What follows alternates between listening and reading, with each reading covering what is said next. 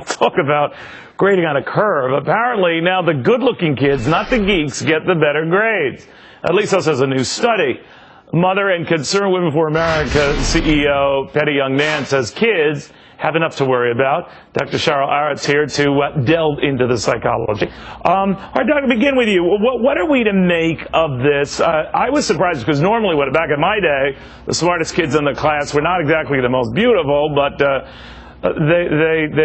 they were smart, but again, not stunners. Well, I think that this is a surprise in some ways for a lot of people, but we have to remember developmentally, our brains develop in communication with other brains. And if people are having a positive bias about how they're going to be experiencing another person, we call this the halo effect. They attribute other positive qualities to somebody who is good looking. They may respond more warmly, more positively in the beginning. That makes that person feel good. They have successful interactions, and they build from there with an experience of success. Well, so I think it's creepy in this respect, Kenny Young Nancy, here's my worry about it then. That would be like the teacher then ogling the kids and saying, all right, you're better looking, or you're beautiful, you get the benefit of the doubt, and maybe I grade generously on the curve, no pun intended. Well, what say you? Well, are you going to me, Neil? Yeah.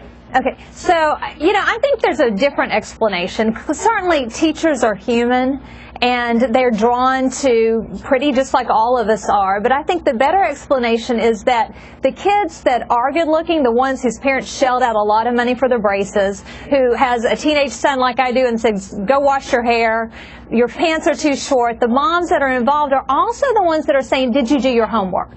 And let me see your syllabus. So I think there's probably a family correlation that probably makes more sense than the fact that the teacher's playing Well, are you saying then that favorite? the ones who are better looking and better groomed and their parents are guiding them in that regard are shallow? No, I don't think there's anything shallow. I think it's about because being I'm just a telling good you, mom. my mother and father could have groomed me to the hilt, and I still would have looked like, that. Lou Costello, but I mean, that's just me. All right, so where is this going? Doctor, my concern with this is that, and I see this in life and in corporate life, that generally the taller guy gets the CEO corner office job or tends to get the promotions. They've got studies that bear that out, that those who are taller and better looking, or those who are just better looking, period, just do better. And I'm not sure whether the game is rigged.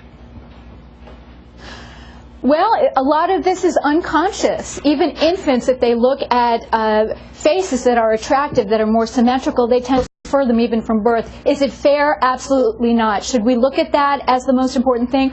Of course not. But look, you said you felt awkward in high school, Neil, and look at you now. You have your own show. I mean, this is worked out really well. I'm an exception to the rule, but I will tell you this. You got me thinking. Babies do cry when I pick them up, so I never thought of that.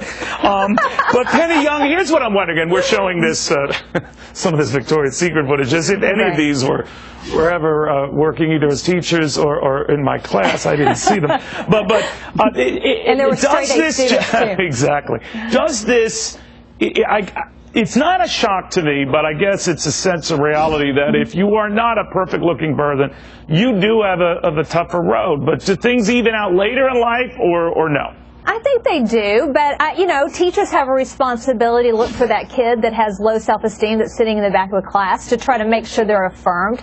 But parents have a job too, and look, the Lord gave you what He gave you, but there's certain things you can do. And young women who work for me, some of them are just now paying for their own braces, and I say, good, it's good for your career, it's part of marketing. And I would say to young... Do you hire ugly people? Do you go out of your way to hire ugly people? Well, you wouldn't believe that if you came to my office, because they're all beautiful, but we certainly don't discriminate based on looks, but they're beautiful how about young you? women. If an ugly person comes into your office, do you give that person less attention than a beautiful person? Not at all. As a matter of fact, sometimes there's even more that person needs. But people who have other types of capital inside can learn to leverage that if they're not going to start off with the same unearned advantages as someone good looking.